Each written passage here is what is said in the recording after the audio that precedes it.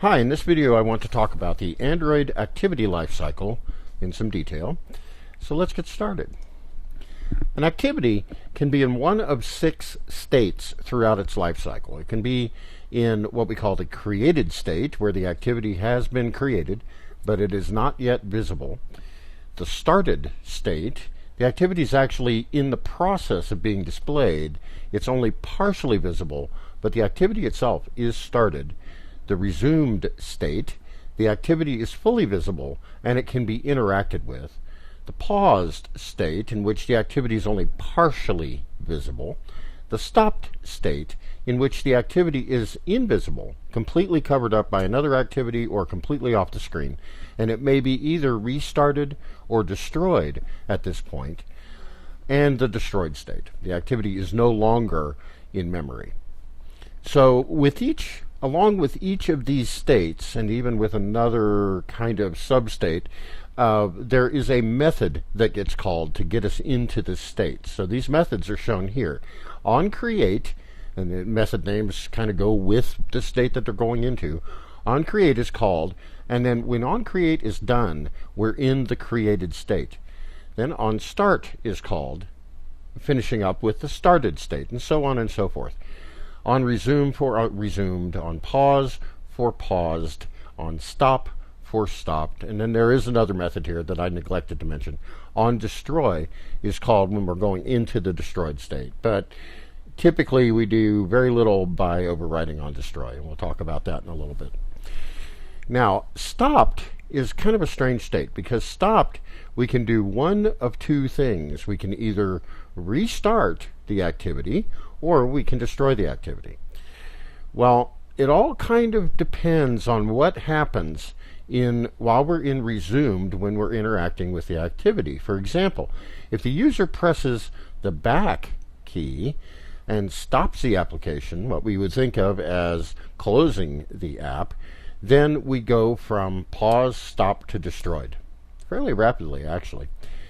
However, if the user presses the home key and just gets out of the application and can restart it later, or if an activity is a sub-activity and it doesn't actually get destroyed, then we go from resumed to paused to stopped, and we hang around in stopped until the activity gets restarted.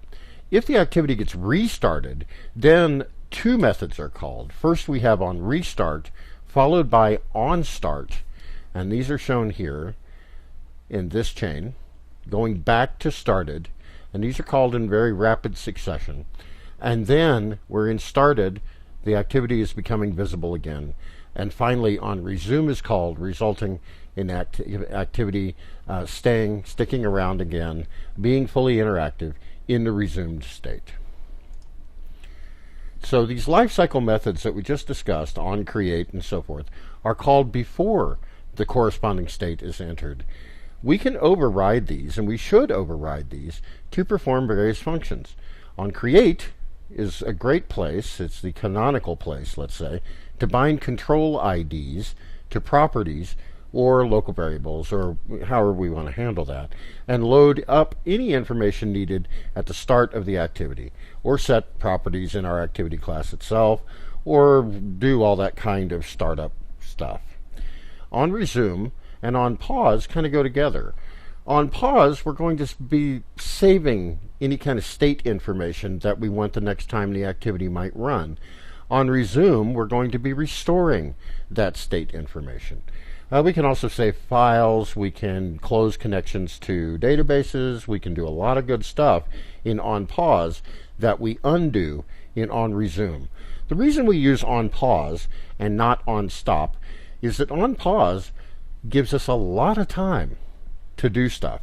OnPause gives us typically at least half a second to get things done, whereas OnStop, let's say, is not a good place. It doesn't give us very much time at all. We'll see that in the Hello Lifecycle demonstration that's included in these videos. Each of the methods, however, all of these on lifecycle methods, must call through to super. If you don't call through to super, you will get a runtime error. This is not a compile time error. Nothing looks wrong until you run it. And then, when one of these methods is called, if it does not call through to super, it's going to blow up in your face. Finally, the activity spends nearly all of its time in the resumed state. In other words, in the fully interactive and fully visible state. So what about this visibility concept? Well, we have 6 lifecycle methods. We have 6 lifecycle states. Resumed is fully visible.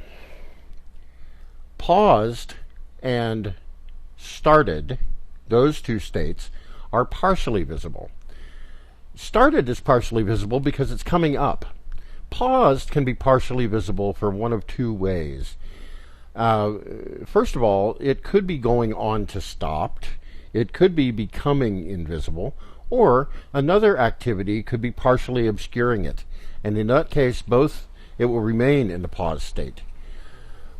If it's fully obscured by another activity, or if it's fully gone off the screen, it's in the stopped state.